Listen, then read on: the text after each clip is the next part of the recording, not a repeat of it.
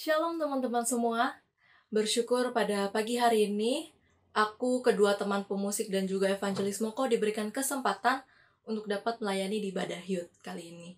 Walaupun kita tidak berada di satu tempat yang sama, tapi aku yakin bahwa itu bukanlah menjadi penghalang dalam hal kita melayani Tuhan. Begitu juga dengan teman-teman semua.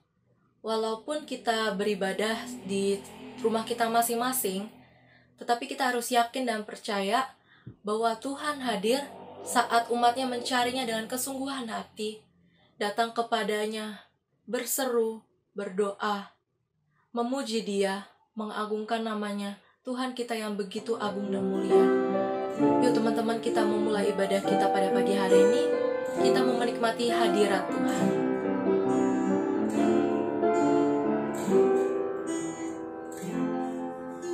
Tuhan hadir di bait kudusnya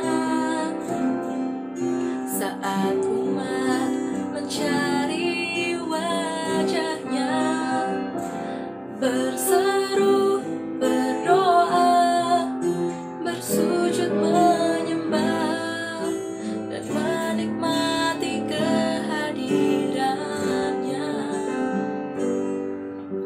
Tuhan mau dekat dengan umatnya yang datang dengan segenap hatinya, berseru, berdoa, bersujud menyembah dan menikmati kehadirannya. Hadiratmu memenuhiku, hadirat kudusmu penuhi baitmu, dan ku tersungkur menyembahmu, yang ku nampak hanya kemuliaanmu. Tuhan hadir di bait kudusnya. Tuhan hadir di bait kudusnya saat umat mencari wajahnya, berseru, berdoa, bersujud menyembah dan menikmati kehadirannya. Tuhan mau dekat dengan umatnya yang datang dengan segenap hatinya, berseru, berdoa, bersujud menyembah dan menikmati kehadirannya. Hadiratmu memenuhiku, hadirat kudusmu penuhi baitmu, dan ku tersungkur menyembahmu, yang ku nampak hanya kemuliaanmu. Hadiratmu memenuhiku, hadirat kudusmu penuhi baitmu, dan ku tersungkur menyembahmu, yang ku nampak hanya kemuliaanmu. Hadiratmu Tuhan, hadiratmu memenuhiku, hadirat kudusmu penuhi baitmu, dan ku tersungkur menyembahmu, yang ku nampak hanya kemuliaanmu, dan ku tersungkur menyembahmu, yang ku nampak dan ku tersungkur Tuhan, dan ku tersungkur menyembahmu. Yang ku nampak hanya kemuliaan-Mu. Teman-teman, mari kita bersatu di dalam doa. Allah Bapa yang bertata di dalam kerajaan surga, seperti pujian yang baru saja kami naikkan, kami rindu untuk menikmati hadirat-Mu ya Bapa. Banyak hal yang boleh terjadi di dalam kehidupan kami, yang membuat kami merasa senang, sedih, kesal, ataupun kecewa, dan marah. Saat kami mengalami itu semua ya Bapa, kami lupa akan satu hal, bahwa Engkau saja yang mengizinkan semua itu dapat kami rasakan, dapat kami alami. Ya Bapa, tolong ampuni kami jikalau kami masih seringkali melupakan hadirat-Mu ya Bapa, melupakan Engkau di dalam kehidupan kami, membuat hati-Mu kecewa akan perilaku kami.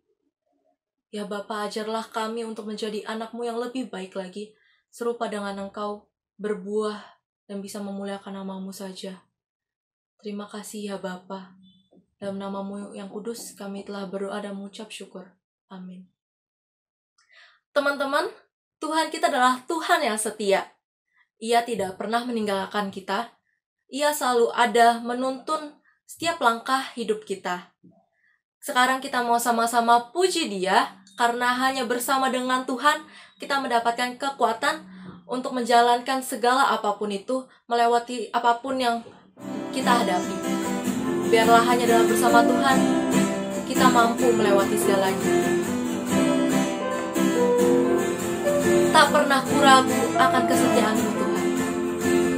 Tak pernah ku ragu akan kesetiaan-Mu.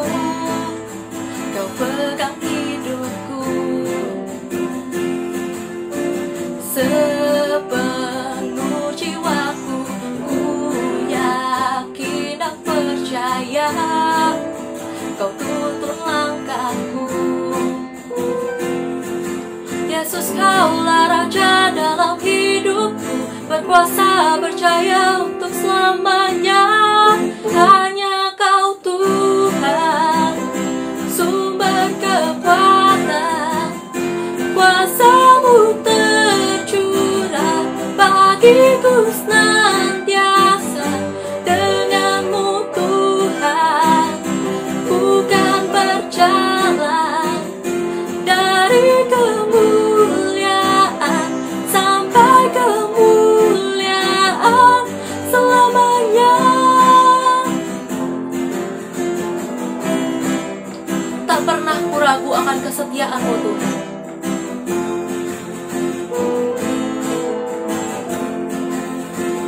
Tak pernah ku ragu akan kesetiaan-Mu. Kau pegang hidupku sepenuh jiwaku, sepenuh jiwaku. Ku yakin dan percaya Kau tuntun langkahku. Yesus, Kaulah Raja dalam hidupku, berkuasa percaya untuk selamanya. Hanya Kau Tuhan, sumber kekuatan, kuasa-Mu tercurah bagiku senantiasa. Denganmu Tuhan, ku kan berjalan dari kemuliaan sampai kemuliaan selamanya. Yesus, Kaulah Raja dalam hidupku. Yesus, Kaulah Raja dalam hidupku, berkuasa percaya untuk selamanya. Yesus, Kaulah Raja dalam hidupku, berkuasa percaya untuk selamanya. Hanya Kau Tuhan, sumber kekuatan, kuasa-Mu tercurah bagiku senantiasa. Denganmu Tuhan, ku kan berjalan dari kemuliaan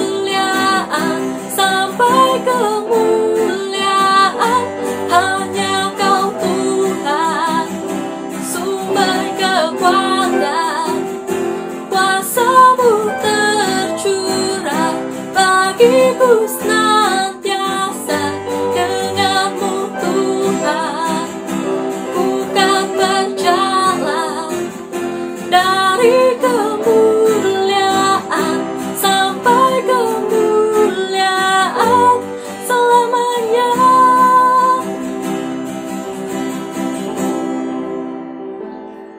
Teman-teman, kalian pernah gak merasakan di masa-masa yang begitu sulit, begitu berat? Di saat seperti itu, kita udah gak tahu harus berbuat apa lagi, merasa sudah tidak ada harapan. Pasti ada satu hal yang terbesit di benak kita. Kita mau menyerah. Kita mau give up. Karena kita merasa sebesar apapun, sekeras apapun usaha kita, hasilnya akan tetap sama. Tetapi teman-teman pernah gak teringat akan adanya satu sosok yang tidak pernah menyerah akan hidup kita, yang selalu setia, penyertaannya tidak pernah luput dari hidup kita. Kasihnya dan karyanya begitu sempurna. Iya, benar, dialah Tuhan kita Yesus Kristus. Ia yang begitu mengasihi kita, tak sedetik pun Ia pernah meninggalkan kita.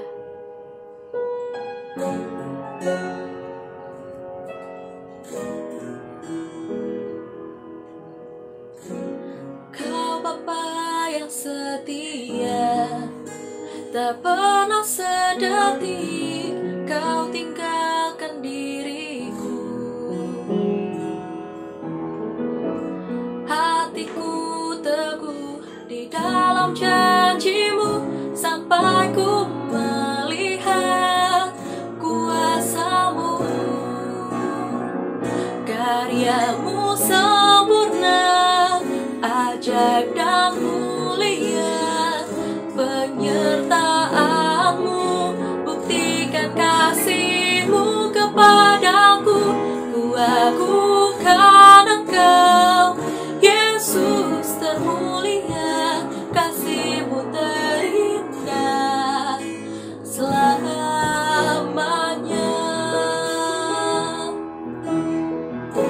Kau Bapa yang setia, Kau Bapa yang setia, tak pernah sedetik Kau tinggalkan diriku. Hatiku teguh di dalam janji-Mu sampai ku melihat kuasa-Mu. Karya-Mu sempurna, ajaib dan mulia. Penyertaan-Mu buktikan kasih-Mu kepadaku. Ku agungkan Engkau, Yesus termulia. Kasih-Mu terindah selamanya. Ku tetap berharap di dalam kesesakan,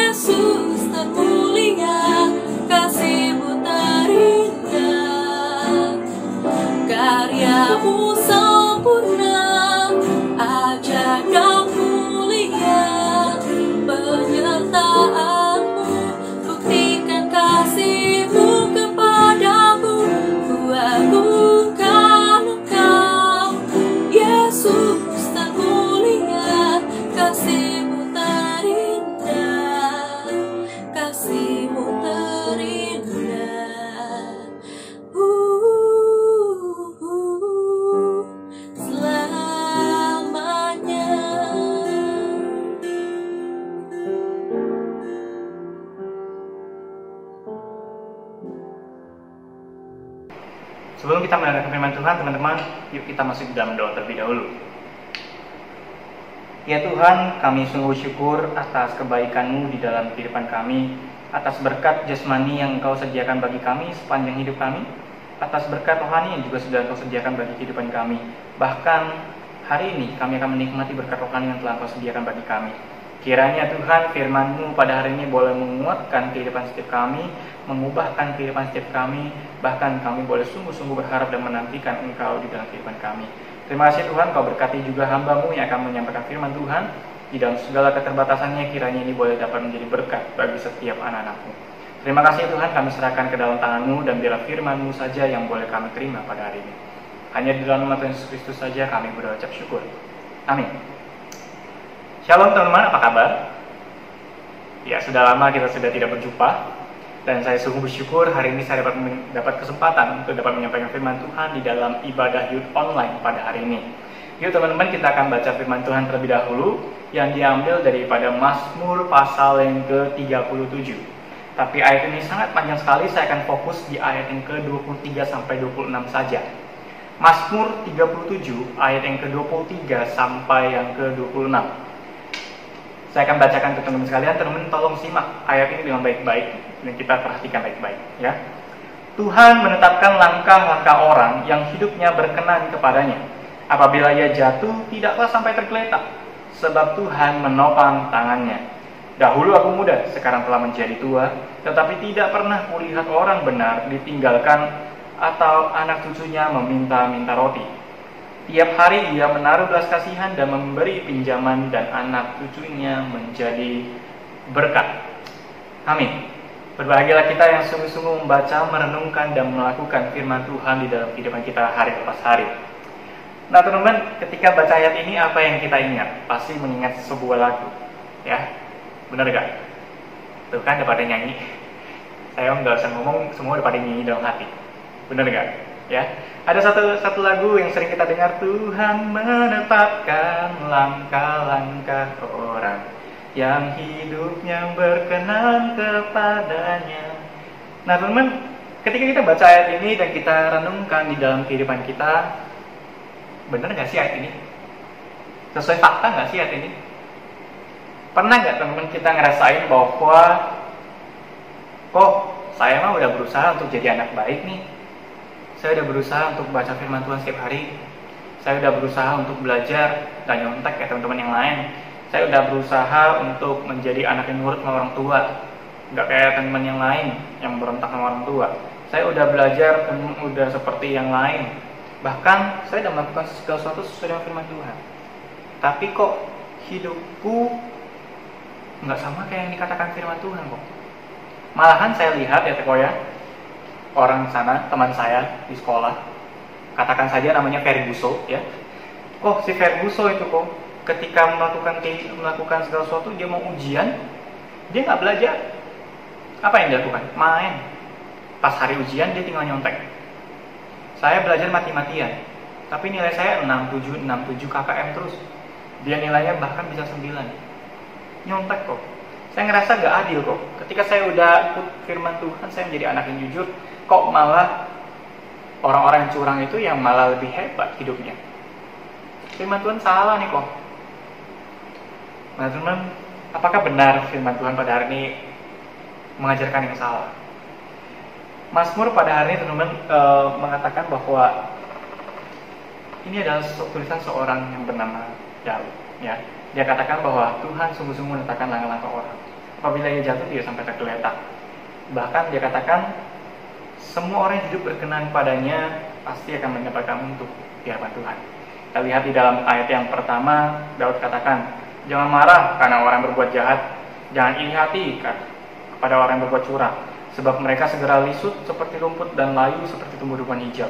Percayalah kepada Tuhan dan lakukan yang baik. Dia menegeri Tuhan di negeri dan berlakulah setia dan bergembira karena Tuhan. Nah, Daud ngomong kayak gitu. Tapi kenyataannya adalah kok susah banget, kok nggak bisa kita seperti itu. Kenapa? Karena orang-orang jahat nggak seperti yang Daud katakan. Mereka malah nggak kayak rumput yang lisut. Bahkan makin seperti rumput liar yang makin tumbuh. Nggak seperti rumput yang lisut kok. Gimana nih? Ya. Nah teman-teman, kita coba memperhatikan di dalam firman Tuhan pada hari ini ya. Apa yang ingin firman Tuhan katakan kepada kita? Ya, Daud memang berkata seperti ini. Jangan marah kepada orang-orang yang berbuat jahat. Jangan iri hati kepada orang yang berbuat curang.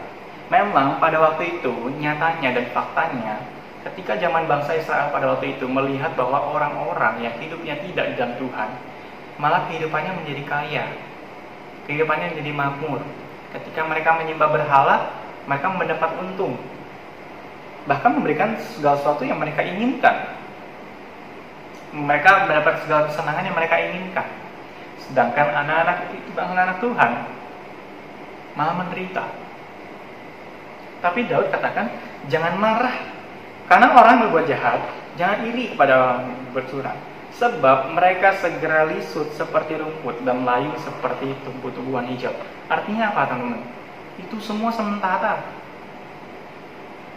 Itu semua sementara. Kenapa sih kita ngerasain bahwa hari ini kok kita udah ikut Tuhan, semuanya udah merasain bahwa kita udah betul-betul melakukan firman Tuhan, tapi kok hidup saya nggak senang, hidup saya nggak memuaskan. Nah, teman-teman, kita coba teliti pertanyaan ini ya. Kenapa ketika saya sudah ikut Tuhan, kehidupan saya malah tidak senang? Yang pertama, saudara-saudara, kalau kita perhatikan bahwa memang dunia ini sudah diputarbalikkan. Orang baik malah semakin miskin hidupnya. Orang kaya, orang jahat hidupnya malah semakin enak, semakin kaya. Bahkan kalau misalnya kita lihat moto orang dagang, ketika dagang jangan jujur-jujur banget lah, curang-curang dikit nggak apa-apa. Semua orang juga begitu, baru bisa dapat cuan, baru bisa dapat untung. Kalau nggak jujur, kalau jujur mana dapat cuan? Ya dapatnya segitu-segitu aja. Kapan kamu kayanya? Itulah yang dunia ajarkan. Kenapa pada hari ini dunia nampak tidak adil? Yang baik harusnya justru yang ditinggikan, yang jahat harusnya justru yang akan diruntuhkan. Itu kan yang sesuai dengan kebenaran. Betul, teman-teman. Tapi jangan lupa bahwa dunia ini sudah jatuh di dalam dosa. Dunia ini sudah jatuh dalam dosa, bahkan keadilannya itu sudah diputar balikan oleh iblis. Jatuhnya dunia dalam dosa ini merusak segala sesuatu, bahkan nilai-nilai kebaikan yang ada pun semuanya menjadi rusak dan hancur. Oleh sebab itu makanya Tuhan perlu datang untuk memperbaiki segala sesuatu itu. Teman-teman, yang kedua, kita perhatikan lagi pertanyaannya. Ketika saya sudah melakukan segala sesuatu sesuai dengan kehendak Tuhan, kok saya nggak suka cita? Kedua, saya mau tanya sama teman-teman, ketika teman-teman melakukan segala kehendak Tuhan, melakukan segala sesuatu sesuai dengan firman Tuhan, teman-teman melakukan itu untuk apa? Kalau teman-teman lakukan itu untuk keuntungan pribadi, kalau teman-teman lakukan itu agar teman-teman kaya, kalau teman-teman lakukan itu agar teman-teman nilai ulangannya bagus, kalau teman-teman lakukan itu agar teman-teman nggak usah belajar, tujuannya apa semuanya kita melakukan firman Tuhan? Kita hanya menjadikan Tuhan sebagai alat kita. Kita hanya menjadikan Tuhan sebagai penolong, pembantu kita, agar kita mencapai segala sesuatu yang kita inginkan. Itu. Dan itu problem, teman-teman. Itu masalah di dalam kehidupan kita. Teman-teman bayangkan ketika kita melakukan segala firman Tuhan, karena saya sungguh-sungguh mencintai Tuhan, akan berbeda rasanya. Teman-teman pernah tahu istilah bucin kan? Ya, istilah bucin sudah agak asing lagi lah ya di dalam kalangan anak-anak remaja. Ketika naksir sama satu cewek, ketika naksir sama satu perempuan, atau naksir sama satu cowok, melakukan segala sesuatu saya mah rela kok. Menderita buat dia pun saya rela. Pertanyaannya, teman, ketika menderita buat dia, di dalam hati menderita nggak? Enggak sih. Seneng nggak? Ya seneng. Kenapa? Karena cinta. Bahkan ada lagu ya, semua gunung kudaki, setiap lautan ku seberangi, hanya untuk mendapatkan engkau. Bahkan semuanya akan kulakukan untukmu. Hebat sekali itu, teman, perkataan cinta itu ya. Nah, itu orang-orang sebutnya bucin ya. Orang-orang sebutnya bucin. Nah, tapi teman-teman, kalau kita lihat ya, dia rela begadang temenin pacarnya. Dia rela ngabisin uang bensin untuk antar jemput pacarnya. Dia rela untuk nemenin dia makan, tapi dia lagi ada kesibukan yang lain. Dia rela untuk menghabiskan waktu tidurnya hanya untuk berduaan dengan pacarnya. Dan dia ketika masih ngantuk-ngantuk gitu ketemu pacarnya, duduk ngobrol sama pacarnya, masih bisa hehehe, dia nggak ngomong, kamu nggak ngerti ya, saya sudah ngantuk ya? Enggak. Kenapa? Karena cinta. Teman-teman, kalau teman-teman melakukan firman Tuhan, itu semua karena cinta, itu akan berbeda rasanya. Karena cinta kita kepada Tuhan. Nah teman-teman, sebenarnya kita lihat bahwa ada masalah di dalam kehidupan kita ketika kita mengatakan bahwa orang-orang baik itu hidupnya memang tidak mujur, dikatakan seperti itu ya. Tapi ada hal yang bisa kita perhatikan, yang bisa kita pelajari, bahwa apakah benar seperti itu. Ya. Nah teman-teman, kita akan perhatikan dalam 3 bagian. Yang pertama, saya ingin mengatakan bahwa teman-teman jangan lupa bahwa Tuhan itu mengendalikan segala sesuatu yang ada di dalam dunia ini. Ya, di ayat yang ke-23 dikatakan apa? Tuhan menetapkan langkah-langkah orang yang hidupnya berkenan kepadanya. Kok kalau gitu orang-orang yang gak berkenan padanya kan gak ditetapkan langkah-langkah hidupnya. Ya dia mah enak-enak aja kok gitu hidupnya. Nah teman-teman jangan salah kaprah ya. Menetapkan langkah-langkah orang yang hidupnya berkenan padanya artinya apa? Menetapkan bahwa hidupnya akan sungguh-sungguh makmur di hadapan Tuhan, akan sungguh-sungguh hidupnya diberkati oleh Tuhan, bahkan tidak akan pernah ditinggalkan oleh Tuhan. Tetapi orang-orang yang hidupnya orang-orang fasik, apakah hidupnya tidak ditetapkan? Saya katakan ditetapkan, tapi dengan cara yang berbeda. Dia tidak ditetapkan untuk menjadi bagian di dalam kerajaan Allah. Dia tidak ditetapkan untuk menjadi anak-anak Tuhan, tapi dia ditetapkan untuk apa? Untuk binasa. Makanya Daud katakan apa? Di ayat yang pertama, jangan marah, jangan iri, karena pada suatu hari mereka akan lisut seperti rumput. Rumput boleh liar teman-teman, tapi dia ada masa waktunya, masa hidupnya.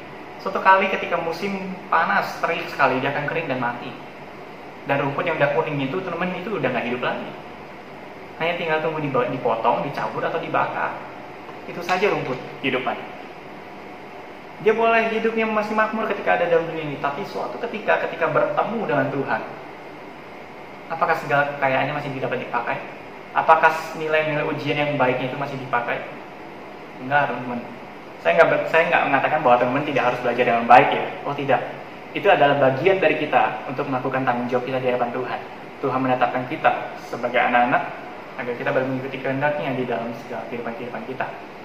Belajar pun merupakan kehendak Tuhan. Ya, ketika kita belajar, kita boleh mencapai segala sesuatu pengertian yang kita dapati di dalam kehidupan kita. Untuk ulangan kita belajar baik-baik. Bayangkan untuk teman-teman yang nggak pernah belajar, apa yang dia dapat? Dia nggak dapat apa-apa, dia cuma dapat kancing A, B, C, D, E.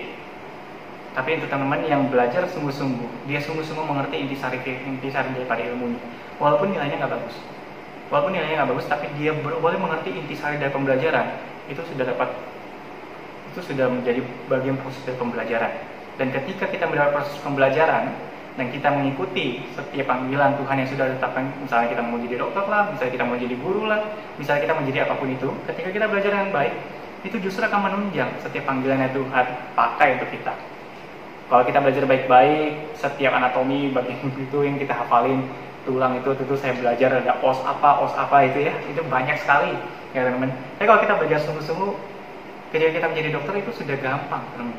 Gak usah lagi ketika kita kuliah, ini gua dulu atau SMA, kenapa nggak gua belajar sungguh-sungguh ya? Kenapa baru sekarang gua hafal sungguh-sungguh? Kalau dari dulu gua udah hafal mah udah gampang. Nah, maksudnya seperti itu teman-teman ya. Jadi kalau misalnya kalian melihat bahwa orang-orang seperti itu nilainya masih bagus gitu ya. Ya, pertama dia nggak dapat apa-apa ketika dia belajar. Yang kedua, segala sesuatu yang dilakukan akan dipertanggungjawabkan di hadapan Tuhan. Di dalam Pengkhotbah pasal yang ke-12 dikatakan bahwa segala sesuatu boleh kamu lakukan. Boleh, apapun itu. Nikmati segala sesuatu di dalam masa mudamu, dikatakan. Tetapi di ayat yang terakhir dikatakan apa? Dan ingatlah bahwa segala sesuatu itu akan dibawa di dalam meja pengadilan Tuhan. Perhatikan teman-teman sekalian yang suka nyontek. Perhatikan teman-teman yang suka melakukan curang di hadapan Tuhan. Perhatikan teman-teman yang hidupnya tidak kudus di hadapan Tuhan, yang bahkan memikirkan bahwa saya tidak perlu hidup kudus, hidup saya sudah enak-enak saja. Perhatikan teman-teman, hidupmu enak-enak saja itu tidak selama-lamanya. Karena pada suatu waktu nanti kita akan bertemu dengan Tuhan. Kemudian dikatakan, ya udah kalau gitu kok, kan ngomongnya seperti itu kan. Kalau gitu saya mah hidupnya enak-enak dulu, Nanti pas sudah mau meninggal, baru saya bertobat. Boleh nggak kok? Oh, silahkan. Kalau teman-teman punya pikiran seperti itu, silahkan. Tetapi saya akan kasih dua pertimbangan. Yang pertama, kalau mau mati, baru tobat. Pertanyaan pertama, benar nggak kita dapat kesempatan itu? Kalau mau mati, baru bertobat. Kalau misalnya kita pas lagi jalan mau ke busway, ketabrak misalnya, udah nggak sempet sekarat langsung mati di tempat, gimana? Sempat bertobat nggak? Nggak sempat. Kalau kita dapat kesempatan, kok nggak? Habis sudah kita. Yang kedua, teman-teman, kalau misalnya dapat kesempatan itu, oke lah, boleh bertobat. Teman-teman, apakah di dalam kehidupan teman-teman ketika menerima Tuhan, teman-teman bisa berbangga atas segala kehidupannya, sepanjang hidupnya? Wah, enak nih hari ini gue bisa bertobat di depan Tuhan. Dulu nggak sia-sia gue hidupnya. Nggak sia-sia hidupnya curang sepanjang hidup saya waktu zaman dulu. Sekarang tinggal tobat, aman. Masih bisa seperti itu? Tidak, teman-teman, tidak mungkin. Orang yang bertobat di hadapan Tuhan pasti akan hancur hidupnya di hadapan Tuhan.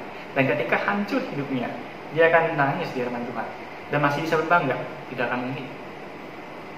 Bahkan di dalam hati kita akan merasakan, kenapa tidak dari dulu saya ikut Tuhan? Ini halnya sama seperti kita ketika kita di dalam jalan di dalam ini misalnya ya. Aduh, jomblo setiap hari, nggak ada yang suka, nggak ada yang deket misalnya, atau apapun gitu ya. Dan itu menjadi kecemasan kita. Oh, jangan teman-teman sebenarnya ya. Tapi misalnya ada suatu anak pemuda, anak remaja seperti itu, dia menjadi kecemasan. Suatu ketika ada seorang yang perhatian dengan dia, ada seorang perempuan yang perhatian dengan dia. Memang tidak cantik, ya, memang tidak cantik, tapi baik, sangat baik, ya. Dia memperhatikan dia setiap hari. Si cewek ini ternyata emang naksir sama cowok ini ya. Dia perhatikan dia setiap hari. Tapi apa yang dilakukan cowok ini? Enggak, fokusnya udah yang lain karena patah hati. Yang dia inginkan, yang cantik-cantik itu nggak ada yang ngejar dia, nggak ada yang suka balik sama dia. Dia suka dia kejar-kejar, malah nggak ada yang menerima dia. Tapi ada satu yang nggak dia suka sebenarnya, nggak cantik, tapi dia sungguh baik. Perhatikan dia setiap hari ditolak. Bahkan dia pernah memaki-maki perempuan yang baik itu. Tapi perempuan ini karena cintanya dia tetap menyamperin si cowok itu dan dia tetap memperhatikan cowok itu. Sampai suatu ketika si cowok ini mendapat celaka dan cewek ini boleh tetap ada di sisinya dan boleh tetap memperhatikan dia. Dan apa yang dilakukan cowok itu ketika suatu waktu lama kelamaan dia sungguh-sungguh malah jatuh cinta pada perempuan itu. Tidak cantik tapi baik sekali. Dan suatu ketika dia sungguh-sungguh jatuh cinta pada perempuan itu, apa yang dia katakan? Kenapa aku tidak sadar dari dulu? Kenapa aku nggak sadar dari dulu ada kamu di sisi aku? Kenapa aku nggak sadar dari dulu bahwa aku sungguh-sungguh diberkati? Karena ada kehadiran kamu tetap memperhatikan aku. Nah teman-teman, mungkin hal itu yang akan terjadi ketika kita bertobatnya telat ya teman-teman. Sama seperti teman saya, ada seorang hamba Tuhan juga. Dia sudah tua, baru dia menjawab panggilan Tuhan untuk menjadi seorang hamba Tuhan. Dan di dalam hatinya terluka, dia katakan, kenapa nggak dari dulu aku menjawab panggilan Tuhan? Kenapa nggak dari dulu aku menjadi hamba Tuhan? Teman-teman, kalau ada yang terpanggil jadi hamba Tuhan, jangan keraskan hatinya ya. Ya, nah teman-teman, itu teman-teman.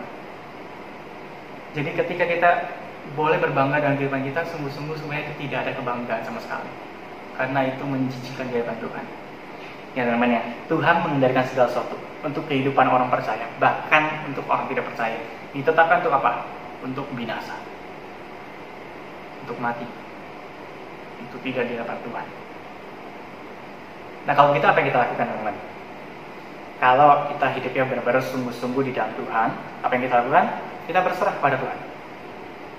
Kita berserah pada Tuhan. Berserah bukan berarti kita diem gitu ya, pasif gitu, bukan. Berserah itu sungguh-sungguh masih melakukan bagian kita, belajar sungguh-sungguh. Gak usah lihat kiri kanan, gak usah lihat kok mereka masih untung dan yang lain-lain, gitu ya. Karena tadi sudah saya jelaskan. Tapi apa? Sungguh-sungguh belajar. Baca firman Tuhan, sungguh-sungguh baca firman Tuhan dan merenungkan kehidupan hari-hari. Menjadi orang baik, sungguh-sungguh teman. Katakan menjadi orang baik. Karena apa? Karena cinta pada Tuhan. Jangan hal yang lain. Itu ya teman ya. Berserah dan menantikan pertolongan daripada Tuhan saja. Karena Tuhan sendiri akan ada bersama kita. Kemudian untuk teman-teman yang misalnya ya, yang selama ini sudah hidupnya seperti itu, saya katakan hari ini adalah bertobat, teman-teman. Bertobat. Jangan sampai kamu menyesali hidupmu. Ya, saya pernah sekolah, teman-teman. Saya pernah sekolah. Jangan sampai engkau menyesali hidupmu.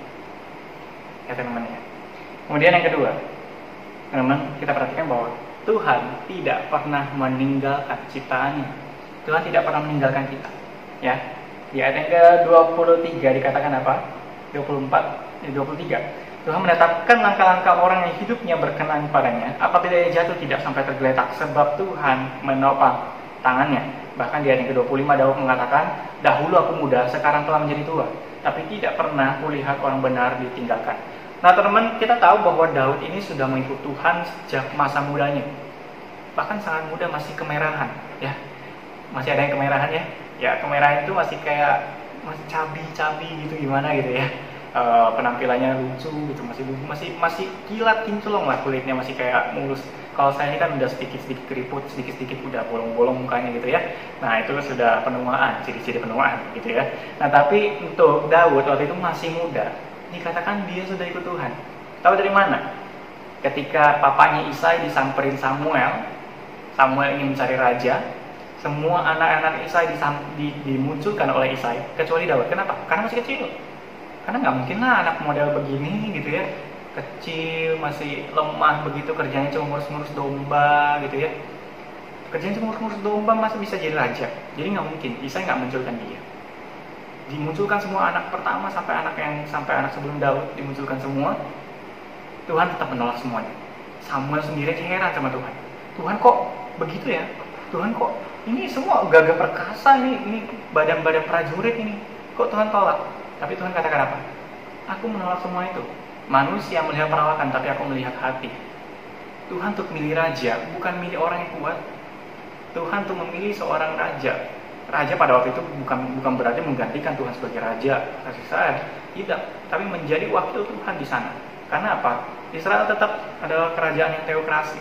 Tetap Tuhan memerintah segala sesuatu, tetapi raja itu hanya sebagai wakil Tuhan.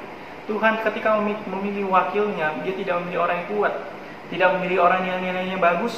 Misalnya teman-teman ya, tidak memilih orang-orang yang seperti itu. Tetapi Tuhan memilih orang karena apa? Karena hatinya. Tetapi di dalam hati, Tuhan memilih hati, Tuhan tetap melihat pertanggung jawabnya. Kenapa saya katakan seperti itu? Kok bisa ya Daud waktu itu boleh sungguh-sungguh percaya pada Tuhan? Kok bisa waktu itu Daud boleh bisa melawan Goliat? Kalau kita lihat, kan dia kerjanya ngurusin domba.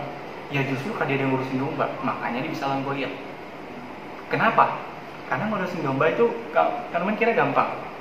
Teman-teman pernah main Harvest Moon kan ya? Satu kalau malam domba-domba teman-teman nggak masukin di kandang, apa yang terjadi? Ada serigala yang akan datang, benar nggak? Menyerang domba-domba kita menjadi sakit, ya. Bahkan ya kalau misalnya di dalam realita, di dalam dunia pengembalaan, di dalam dunia seorang pengembala, apa yang terjadi kalau ada serigala di hadapan domba? Dia dimakan. Nah, kalau begitu, lawan daripada Daud setiap hari ketika mengembalakan domba ialah siapa? Ya beruang, serigala, itu semua dia lawan hari lepas hari. Itu mah udah makanan biasa buat dia. Untuk Daud, itu Goliat, dia tidak takut. Karena apa? Bukan hanya karena dia tahu dia sudah biasa berlawanan dengan beruang dan yang lain, tapi dia tahu ada Tuhan bersama-sama dengan dia. Tapi Tuhan juga memilih dia karena dia sudah melakukannya dengan baik. Ketika dia menjadi pengembala, dia mengembalakan domba dengan baik, bahkan dia mengasihi domba dengan baik. Maka dari itu Tuhan memilih dia. Dan Tuhan melihat hatinya Daud boleh sungguh-sungguh ikut Tuhan. Nah, Daud ini mau menyaksikan bahwa dari waktu dia kecil sudah ikut Tuhan, sampai dia tua ikut Tuhan. Teman-teman, apakah hidupnya mulus-mulus saja? Oh enggak, teman-teman. Dia dikejar-kejar Saul sampai mau dibunuh. Bahkan ketika dia di dalam tempat orang Filistin, dia sampai ke sana dia pura-pura untuk jadi orang gila, teman-teman. Enak gak hidupnya? Dikejar-kejar sampai mau dibunuh. Oh nggak enak, teman-teman, ikut Tuhan. Tapi kok dia bisa katakan apa? Dahulu aku muda, sekarang setelah menjadi tua, tetap tidak pernah kulihat orang benar ditinggalkan. Karena memang Tuhan tidak pernah meninggalkan dia. Dia begitu merasakan bahwa Tuhan menyertai dia, bahkan dia boleh menulis banyak sekali mazmur. Kalau kita lihat, ini semua isi-isinya dari ungkapan hatinya bagaimana dia ikut Tuhan, teman. Gak mungkin seseorang yang tidak merasakan kasih Tuhan dia boleh menulis sepanjang ini. Tidak akan mungkin. Tuhan tidak pernah meninggalkan orang-orang yang sungguh-sungguh percaya pada Tuhan. Oleh sebab itu apa yang harus kita lakukan, teman-teman? Kita harus sungguh-sungguh menyerahkan hidup kita. Kita harus sungguh-sungguh berrelasi dengan Tuhan. Sama seperti Daud, sejak masih muda dia sudah berrelasi dengan Tuhan, menyerahkan hidupnya untuk dipakai Tuhan.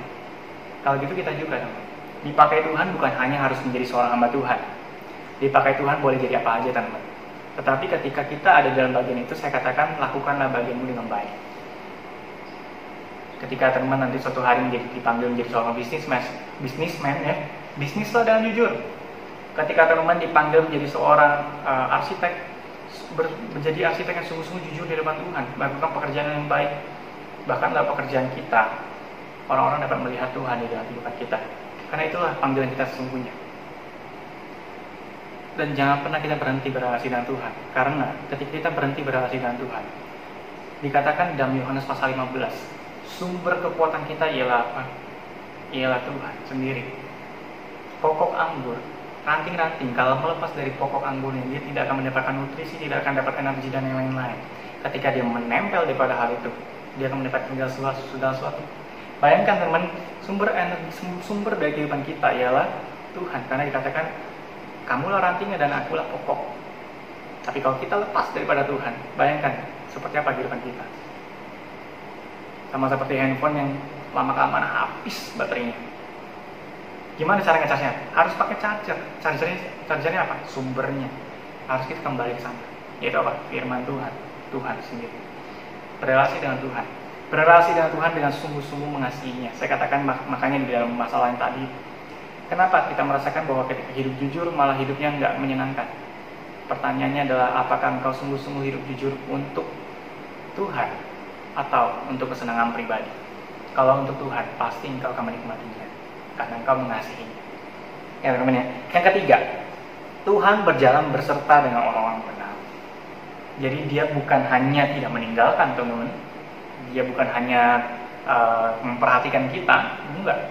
Tapi dia tetap berjalan bersama dengan kita. Itulah kehadiran Tuhan yang dapat kita nikmati hari lepas hari. Di mana? Tuhan nggak ada di sebelahku kok.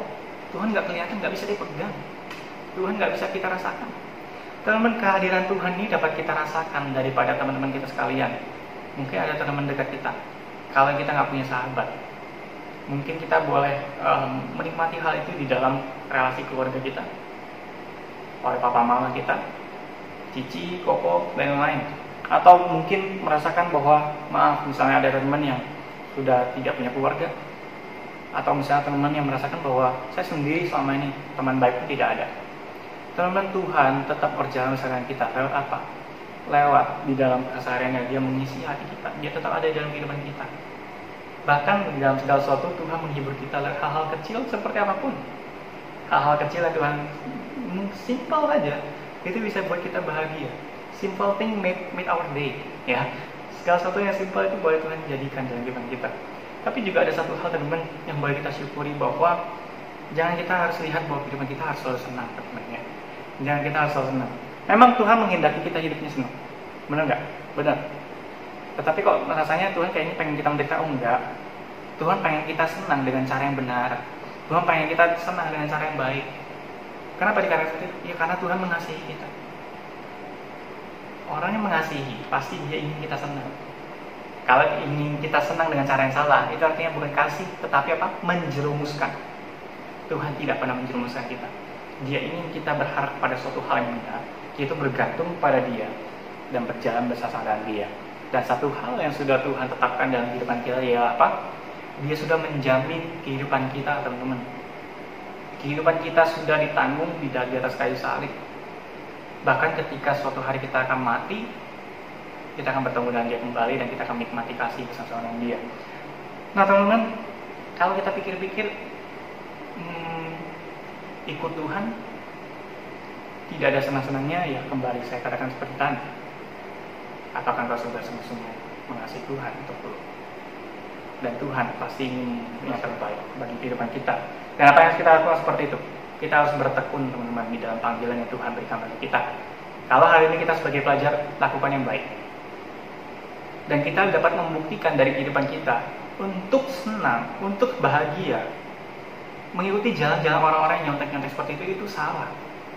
Dan pada suatu waktu nanti semuanya akan sia-sia. Dan kita buktikan lewat apa? Hidup kita di dalam Tuhan dan kehidupan kita tetap sukacita dalam Tuhan. Semuanya kita nikmati. Tidak ada hal yang membuat kita, aduh, parah nih. Nanti orang yang seperti itu akan mengatakan apa? Udahlah hidup kayak gue aja lu. Gak usah hidup jujur-jujur amat. Lihat lu ikut Tuhan malah sengsara kan? Malahan kita membuat orang semakin hari semakin melihat bahwa ikut Tuhan itu rugi. Malah kita mengiyakan kata-kata orang. Tetapi buktikan bahwa kita ikut Tuhan karena kita mengasihi Tuhan, bahwa itu kita untung. Karena kita bisa menikmati segala sesuatu itu.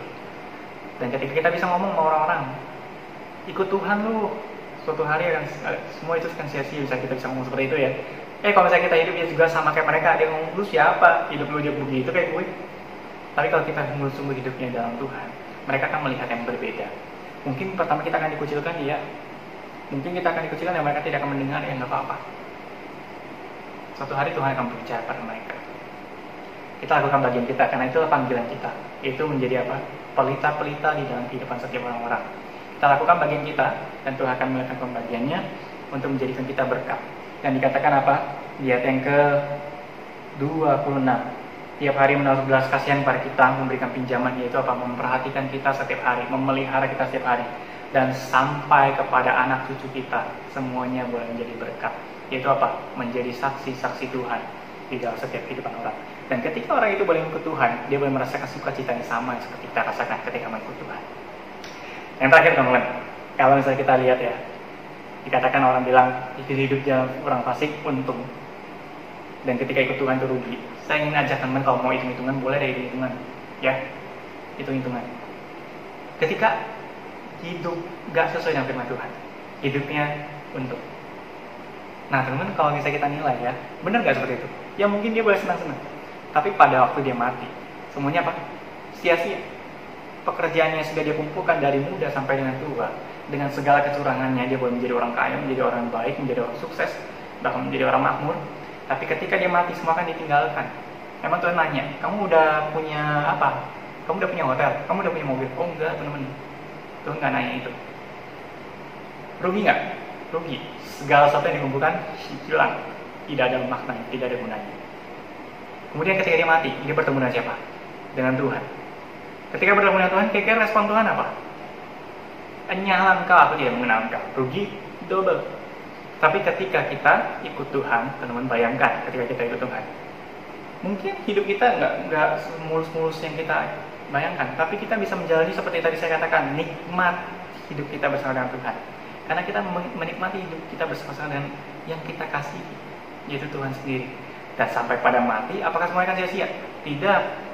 Semua tidak sia-sia, karena semua yang kita lakukan itu akan merefer kita berjumpa dengan Tuhan pada suatu waktu nanti. Ketika berjumpa dengan Tuhan, untung nggak? Untung. Kenapa? Karena Tuhan katakan apa? Baik sekali hamba-Ku yang setia, masuklah dan turutlah merasakan kebahagiaan. Itu teman-teman, untung double.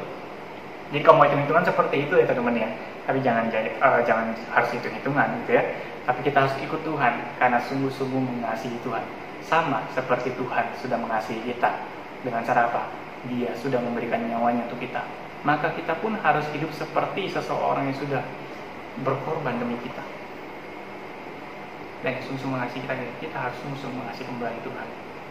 Jadi teman, yang kita harus lakukan apa? Ketika di dalam masa-masa yang seperti ini, kita melihat orang-orang untung seperti itu, pertama kita tetap berserah pada Tuhan. Gak usah menghakimi, gak usah iri, gak usah marah sama mereka. Tuhan sendiri akan membalas mereka. Tuhan sendiri akan menghakimi mereka. Dan Tuhan tetap tahu apa yang kita lakukan. Yang kedua, tetap berrelasi dengan Tuhan, jangan pernah tinggalkan Tuhan. Yang ketiga, bertekun di dalam segala panggilan Tuhan tetapkan bagi kita. Kiranya firman Tuhan pada hari ini boleh menguatkan kita, teman-teman. Amin. Jemaat diminta untuk bangkit berdiri dengan sikap hormat bersama dengan seluruh gereja dari segala abad dan tempat. Kita mengikrarkan iman kita dengan pengakuan iman rasuli. Pengakuan iman rasuli. Aku percaya kepada Allah, Bapa yang Maha Kuasa, Khalik langit dan bumi, dan kepada Yesus Kristus, anak yang tunggal Tuhan kita, yang dikandung dari para Roh Kudus, lahir dari anak darah Maria, yang menderita sengsara di bawah pemerintahan Pontius Pilatus, disalibkan, mati dan dikuburkan, turun ke dalam kerajaan maut. Pada hari yang ketiga, bangkit pula dari antara orang mati, naik ke sorga, duduk di sebelah kanan Allah, Bapa yang Maha Kuasa. Dan dari sana ia akan datang untuk menghakimi orang yang hidup dan yang mati. Aku percaya kepada Roh Kudus, gereja yang kudus dan am, persekutuan orang kudus, pengampunan dosa, kebangkitan orang mati, dan hidup yang kekal. Amin. Jemaat dipersilakan untuk duduk kembali. Teman-teman, kita akan meresponi firman Tuhan yang telah diberitakan kepada kita. Kita akan memberikan persembahan bagi Tuhan. Persembahan dapat dilakukan melalui dua cara. Yang pertama adalah dengan mentransferkan ke rekening gereja masing-masing, atau persembahan dapat disimpan terlebih dahulu dan diberikan ketika kita sudah kembali beribadah di gereja. Kita akan menaikkan pujian erat dengan hatimu. Kita mau mengucap syukur atas kasih setia Tuhan di sepanjang hidup kita.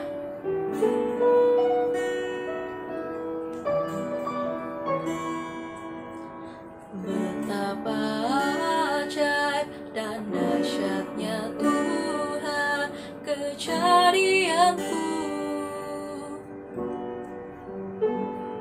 Kau menenun diriku serupa gambaranmu. Sungguh berharga di matamu Tuhan kehidupanku. Kau membawa hatiku mendekat erat dengan hatimu. Ku mengangkat wajahku, memandang keindahanmu Yesus. Syukur bagi kesetiaanmu di sepanjang hidupku. Dan ku angkat tanganku ke tata kasih dan karuniamu.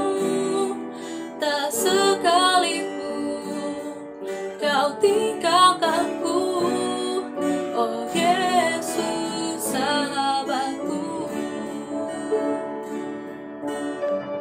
Betapa ajaib dan dahsyatnya Tuhan. Betapa ajaib dan dahsyatnya Tuhan kejadianku. Kau menenun diriku serupa gambaranmu. Sungguh berharga di matamu Tuhan kehidupanku.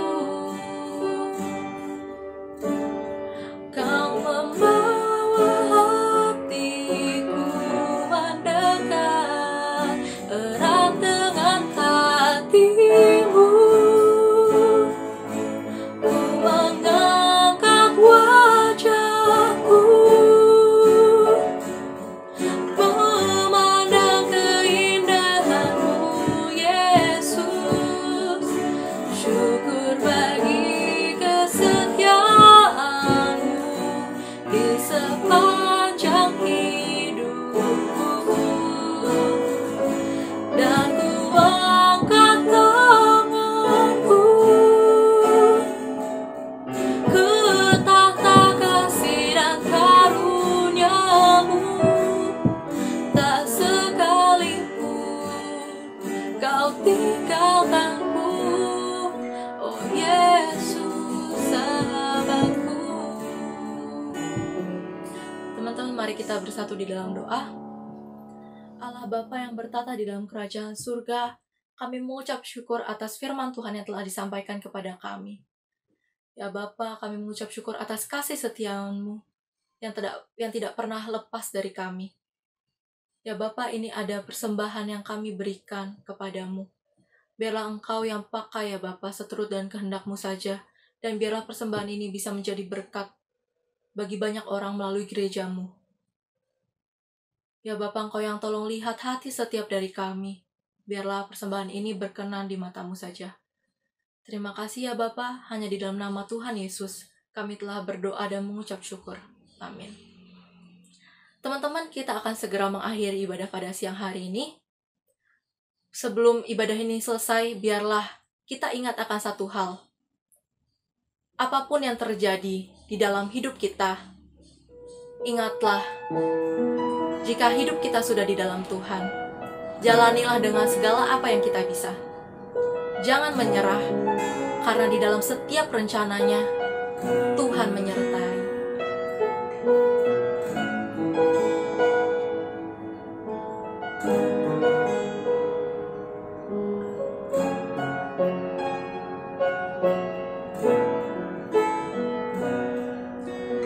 Dalam segala perkara,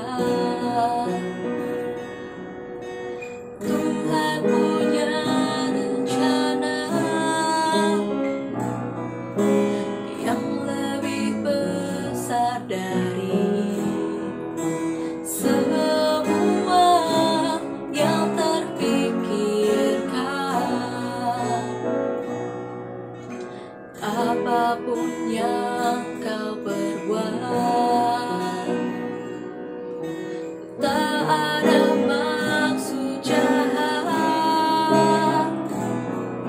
sebab itu kulakukan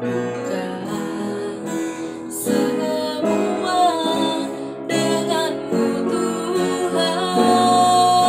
Ku takkan menyerah pada apapun juga, sebelum ku coba semua yang ku bisa, tetapi ku berserah kepada kehendak-Mu. Hatiku percaya Tuhan punya rencana. Dalam segala perkara, Tuhan punya rencana.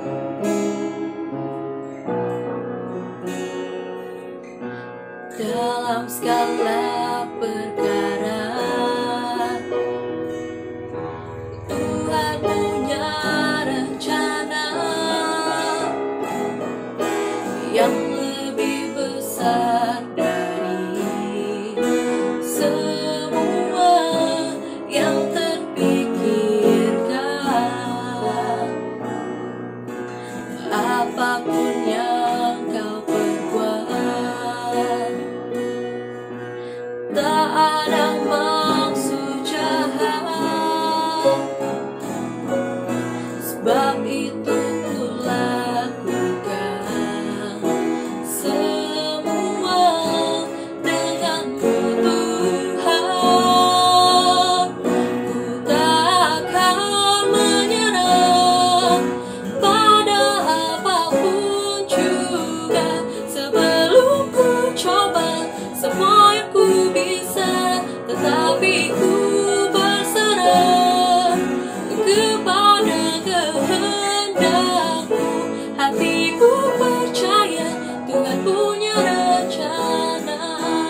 Ku takkan menyerah pada apapun juga, sebelum ku coba semua yang ku bisa, tetapi ku berserah kepada kehendak-Mu.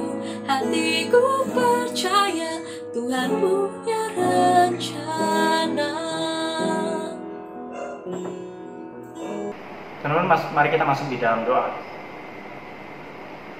Tuhan, terima kasih atas firman-Mu pada hari ini boleh mengingatkan kami bahwa kami tidak dilupakan Engkau, kami tetap diingat oleh Engkau, bahkan kami dikasihi oleh Engkau. Dan kiranya kami pun boleh menjadi anak-anak yang sungguh-sungguh berserah pada Engkau di dalam segala kehidupan kami.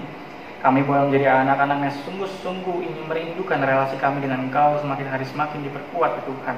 Dan kami adalah seorang anak yang sungguh-sungguh bertekun di dalam segala panggilan yang Engkau sediakan bagi kami. Terima kasih Tuhan, dan kiranya firman Tuhan pada hari ini boleh menguatkan kami.